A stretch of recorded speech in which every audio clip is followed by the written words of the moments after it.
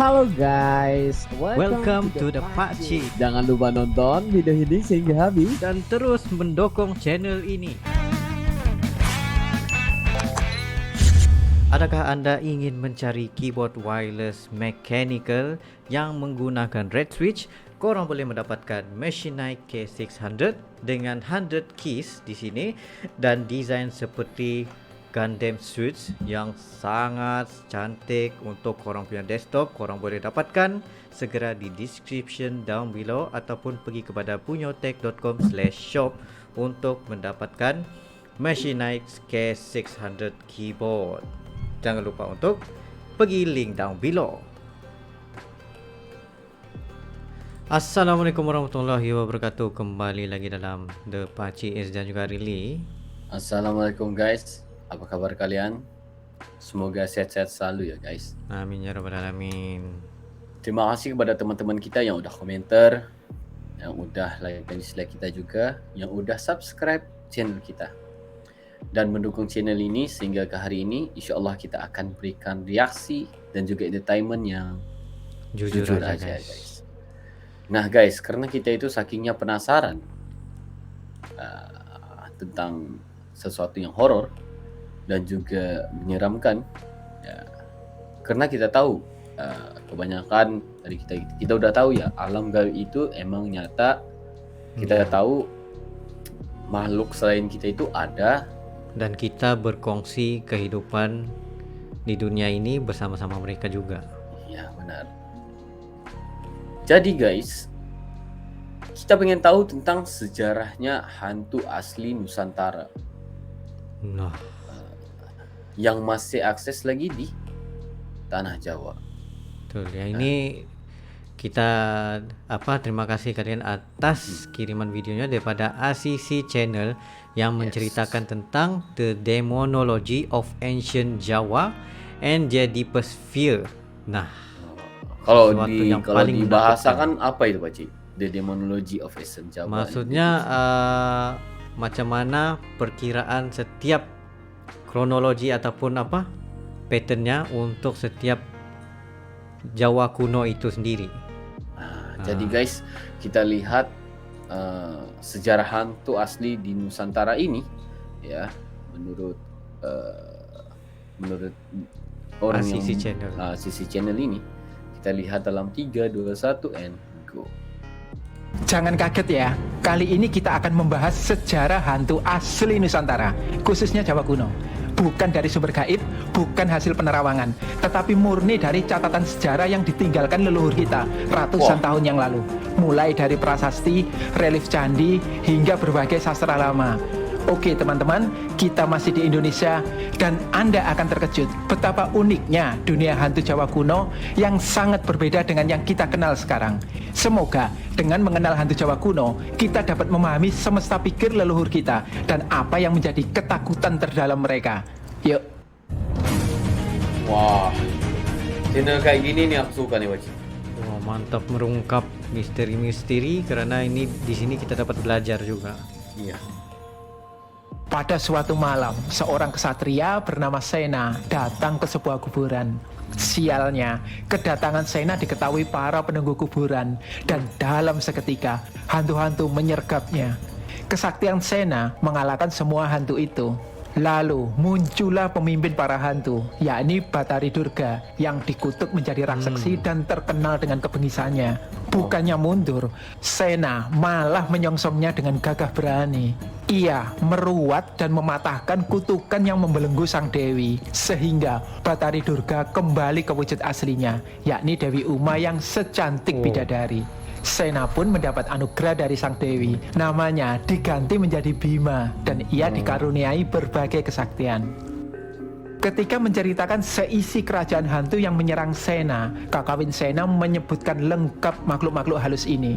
Ibarat katalog hantu dengan detil sekaya Paradise Lost milik John Milton yang ditulis tidak begitu jauh dari Kakawin Sena. Berikut ini beberapa nama hantu kuno dalam Kakawin Sena yang mungkin tidak lagi kita kenal di zaman sekarang. Nah, banyak kan yang sudah sulit diidentifikasi. Namun, kita bisa Banyak berkenalan ya. dengan beberapa di antaranya. Yuk. Dengen. Hantu ini disebut juga dalam serat Nawaruci dengan nama Buto Dengen.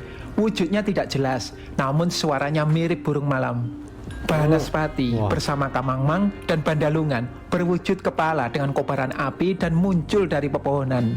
Tengis bersama tetean, tongtongsot, gegembung, balung, usus, dan lain sebagainya adalah hantu yang wujudnya menyerupai bagian-bagian tubuh manusia. Hantu-hantu berupa bagian tubuh manusia juga disebutkan detil loh di Kidung Sudamala. Beberapa di antaranya yakni tendas buntit atau hantu kepala dan tatangan atau hantu tangan dipahatkan di relief Candi Sukuh. Hanjasira adalah kepala yang menghisap darah, bersisian dengan wewedon, hantu yang berwujud kain putih. Lalu Jejenglek bersama Gandarwo adalah hantu yang mengurai rambutnya. Ada juga hantu bersosok anak kecil, di antaranya Rare Bajang, Popoting Komara yang berwujud tali pusar bayi, dan Bajangkrek atau bangkai bayi. Uniknya, ada loh sekelompok hantu yang berwujud burung malam seperti Hencok, Huci-Huci, dan Kukuk Bawil yang muncul seiring dengan dengen. Ada juga Lawean, yakni hantu tanpa kepala dengan lubang di tubuhnya. Mungkin ini leluhur Sundel Bolong kali ya. Dan masih banyak lagi. Ternyata hantu Jawa kuno tidak hanya seram tetapi juga berbentuk ganjil. Teman-teman dari daerah lain, apakah menemukan kemiripan antara hantu Jawa kuno tadi dengan hantu di daerah kalian? Boleh dong nanti di-share di komen untuk memperkaya pemahaman kita. Terus ikuti ya teman-teman, kita akan berkenalan dengan berbagai hantu Jawa kuno dan sejauh mana leluhur kita mengkreasi Banyak semesta rupanya ya. makhluk itu. Juga, apakah hantu-hantu itu masih hidup hingga sekarang? Namun sebelumnya jangan lupa untuk subscribe, Baik, like, siap, share. Juga klik link di atas jika Anda ingin mendukung kami dalam hal pendanaan untuk mengembangkan kanal yang akan memperkaya perspektif Anda. Mantap. Perlu saya tekankan, meski kita akan membahas demonologi Jawa kuno, kita tidak sedang membuktikan keberadaan hantu. Premis video ini cukup jelas, hantu adalah produk budaya. Dengan mempelajari konsep hantu, kita mendapat gambaran tentang ketakutan kolektif masyarakat pada masa itu, dan pengetahuan kita mengenai kehidupan Jawa kuno akan semakin diperkaya. Meski sedikit sarjana kita meminati dunia hantu, beberapa peneliti asing menaruh perhatian pada semesta hantu Jawa. Antropolog Geertz misalnya menyusun pengelompokan hantu Jawa, meskipun klasifikasi itu bukan didasarkan pada hantu-hantu Jawa kuno. Sejarawan Rick Les dalam buku Sejarah Asia Tenggara dari masa prasejarah sampai kontemporer juga menyebut Asia Tenggara sebagai dunia lelembut. Karena kepercayaan pada makhluk halus tumbuh merata di seluruh wilayah bangsa Austronesia yang juga leluhur Nusantara. Ya, Jadi Austronesia. jangan heran ya jika film-film lokal bergenre horor laris manis di pasaran. Suka tidak suka, ketertarikan pada hantu atau makhluk halus adalah budaya tertua Nusantara. Boleh dibilang sudah DNA kita. Rick Leves membagi Benar. makhluk halus ala bangsa Austronesia ke dalam 3 kelompok. Kelompok pertama adalah penunggu yang mendiami gunung, sungai, pohon, gua, dan lainnya. Kedua adalah arwah leluhur yang dipuja oleh bangsa Austronesia dan bahkan menjadi ciri khas kepercayaan bangsa ini. Ketiga animisme adalah ya? pelindung, yakni roh yang menjaga unit-unit dalam masyarakat seperti keluarga, desa, kota, bahkan negara. Dalam semesta Jawa kuno, kelompok 1 dan 2 disebut Hyang yang menjadi akar kata Sangyang, Danyang hingga Kahyangan. Sementara kelompok 3 disebut Pepunden. Menurut Rick Leves, agama-agama besar dari peradaban yang masuk ke Asia Tenggara selepas Austronesia tidak pernah menghapus natur ini. Sehingga kepercayaan akan adanya hantu tetap hidup bersisian dengan agama-agama tersebut.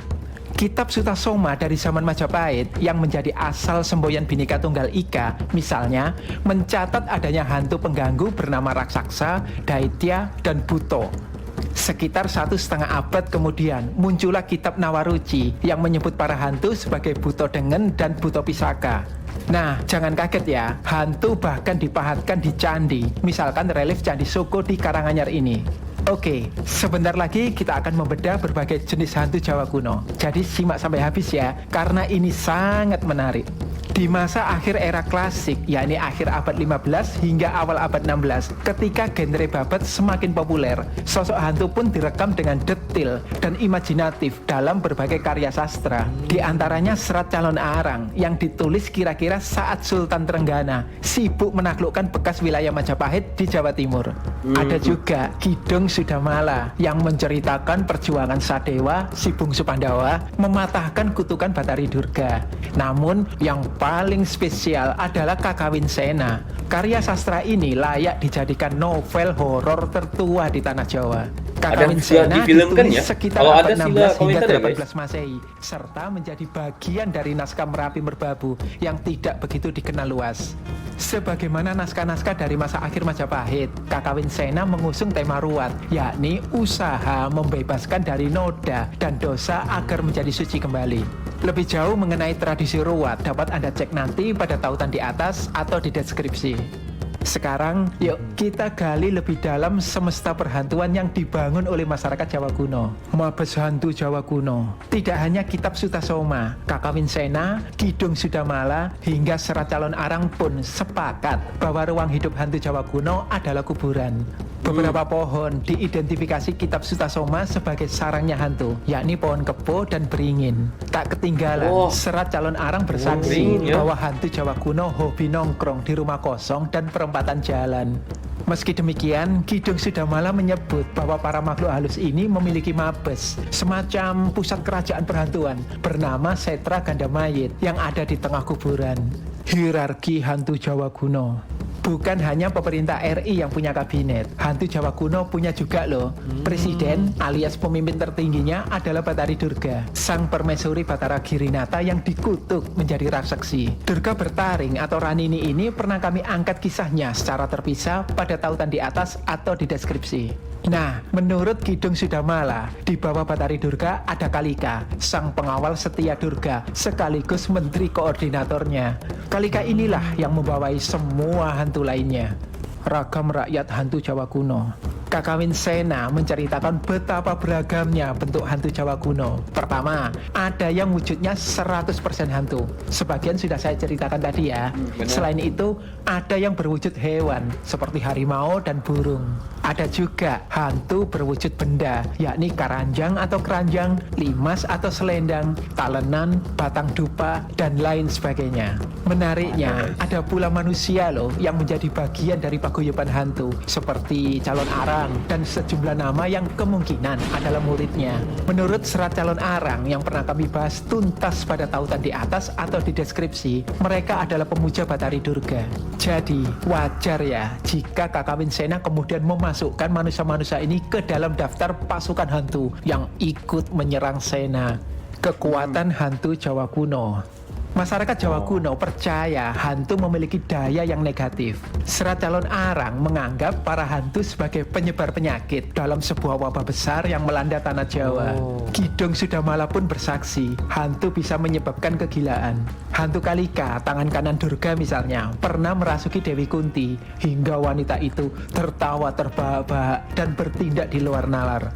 Itulah kenapa hantu menjadi momok bagi masyarakat Jawa kuno. Hantu Jawa kuno tidak hanya menakut-nakuti dan membuat kaget, tapi mereka mampu mendatangkan bencana wabah hingga kematian. Kelemahan hantu Jawa kuno. Dalam Kidung Sudamala juga dikisahkan, ketika Durga Ranini mengutus Kalika untuk merasuki Dewi Kunti, Kalika sempat merasa ragu. Tahu nggak kenapa? Karena Dewi Kunti dikenal taat beribadah kepada Sang Hyang Dharma dan rajin beramal baik. Jadi menarik ya, ternyata sama seperti keyakinan orang modern, masyarakat Jawa kuno pun meyakini hantu enggan menggoda mereka yang kuat imannya. Memang Kalika akhirnya berhasil merasuki Dewi Kunti, tapi itu pun karena dibantu Durga dengan energinya yang dahsyat. Asal-usul hantu Jawa kuno. Ternyata ada dua versi asal-usul hantu menurut masyarakat Jawa kuno.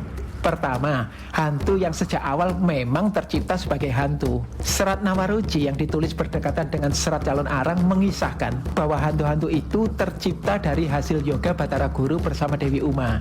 Menarik ya. Nah, ada juga hantu yang aslinya bidadara dan bidadari yang sedang menjalani kutukan. Kidung Sudamala bercerita, setelah diruat Sadewa, bukan hanya kecantikan dan sosok Batari Durga yang pulih seperti sedia kala, seluruh pasukan hantunya juga kembali ke wujud asli mereka, Wah. yakni bidadara-bidadari yang cantik rupawan. Bahkan, kerajaan hantu pun berubah menjadi taman yang indah. Tujuan sesungguhnya dari keberadaan hantu Jawa kuno. Setelah tahu tentang hierarki, rakam wujud, kekuatan, kelemahan, dan asal-usul hantu Jawa kuno, jangan kita lupakan pertanyaan penting ini. Sebenarnya, untuk apa sih masyarakat Jawa kuno menciptakan semesta hantu? Di masa keemasan Jawa kuno, konsep perhantuan ini rupanya turut melegitimasi keputusan sang raja. Arkeolog Haryani Santiko misalnya menyebut bahwa bagian sapata atau kutukan dalam prasasti selalu mengandung seruan kepada makhluk-makhluk halus, penguasa arah mata angin, arwah leluhur, dan lain sebagainya agar memberi hukuman bagi para pelanggar isi prasasti. Dalam pandangan ini, hantu yang menempati dunia bawah dipandang sebagai penyeimbang bagi dewa yang menempati dunia atas. Lalu, seiring dengan memudarnya pengaruh Majapahit dan tumbuh suburnya tradisi ruat, fungsi hantu pun berevolusi menjadi personifikasi dari mala atau kondisi kotor, tercemar, dan penuh dosa. Maka terlihat ya, masyarakat Jawa kuno juga menggunakan konsep perhantuan untuk menjelaskan berbagai kemalangan yang sulit dipahaminya, seperti penyakit, wabah, serta bencana. Dalam pandangan ini, keseimbangan kosmos tidak dapat dipertahankan lagi, dan hantu harus dicerahkan atau diruat menjadi bidadara dan bidadari lagi, agar kehidupan menjadi lebih baik. Era klasik pun tuntas bersama runtuhnya Majapahit dan masyarakat Jawa memasuki zaman baru. Di zaman inilah masyarakat Jawa berkenalan dengan konsep jin yang dibawa oleh budaya Timur Tengah kuno. Dan sama seperti masyarakat Jawa kuno, masyarakat Jawa baru lalu menggunakan konsep jin sebagai penjelas untuk segala hal yang mengherankan dan sulit dipahami. Kita bisa melihat buktinya dalam mitos Candi Prambanan misalnya, dikatakan dibangun oleh bangsa jin dalam waktu semalam. Namun, beberapa hantu Jawa kuno masih sangat lekat dalam ingatan masyarakat Jawa baru dan diserap menjadi elemen pertunjukan, seperti wayang setanan. Nih, contohnya.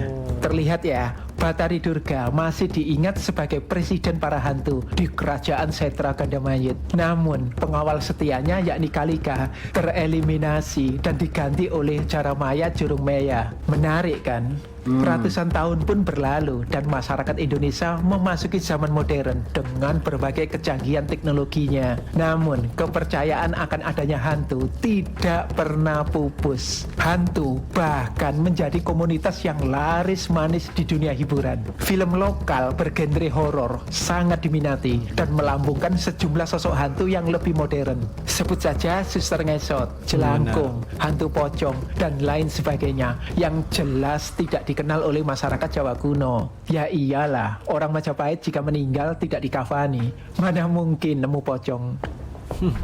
Evolusi perhantuan ini adalah bukti kuat bahwa hantu adalah produk budaya yang akan terus berubah mengiringi dinamika budaya itu sendiri. Jadi bagaimana? Masih takut hantu? Tidak apa-apa. Konsep hantu sebenarnya adalah refleksi bahwa semua manusia memiliki ketakutan. Dan ketakutan kolektif itu dirupakan dalam beragam bentuk hantu. Meski tentu saja di zaman cyber ini, ketika sekat-sekat antar negara telah hilang, mungkin yang paling kita takutkan bukan lagi hantu. Ancaman pandemi, perang dunia ketiga, senjata biologis, terorisme, dan pemanasan global kini menjadi momok dunia yang mungkin membuat umat manusia menjadi suram dalam memandang masa depan. Dan dalam tataran lebih kecil, kita pun punya berbagai persoalan hidup yang membuat kita takut, cemas, dan khawatir. Dan itu manusiawi. Tidak ada yang salah dengan merasa takut selama rasa takut itu tidak menguasai kita. Seperti leluhur yang mengatasi ketakutan terdalam mereka dengan meruat hantu menjadi bidadari, kita pun dapat mengambil rasa takut kita dan dengan cara yang tepat mengubahnya menjadi kemenangan. Wah. Wow. Wah, apapun terima kasih buat ACC Channel atas perkongsian yang sangat jelas daripada Dan juga A to Z. ya, dan juga apa yang diberitahunya juga apa tadi, belajarlah sejarah agar kita itu nggak lupa ya asal muasal kita ya, dan juga detail banget ya tentang hantu-hantu zaman Jawa kuno ini, Yes. yang mana banyak banget ya guys, dan juga sebenarnya hampir mirip dengan yang zaman modern juga ya. Cumanya yang zaman modern itu lebih kita kenali karena namanya, karena yang selalu jadi disebut, yang selalu membuat orang kesurupan, ya kan. Nah, tetapi sebenarnya apa yang diceritakan di sini itu seram juga ya kalau kita lihat kondisi hantu-hantu zaman dulu ini ya. Yes. Begitu juga dijadikan macam yang disebutkan tadi, hantu adalah produk budaya. Maksudnya bila kita lihat kepada negara-negara lain, ia menjadi sebagai satu simbol ataupun budaya, di mana kalau negara Inggris hantunya kayak gini, kalau Nusantara hantunya kayak gini. Dan ada juga perbedaan itu. dan juga sebenarnya tentang hantu-hantu yang diberitahu yang tadi itu, dia sebenarnya bisa merubah sesuatu kerajaan juga ya, dan juga apa orang bilang kalau macam kita ingin membuat sesuatu perubahan, mereka bisa membuat perubahan itu bertukar, bisa merubah ya. Contoh kalau aku maukan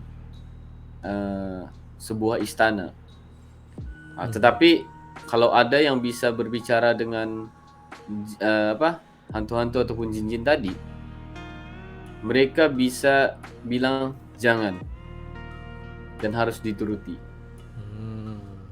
Nah, dan mereka itu ada presidennya juga,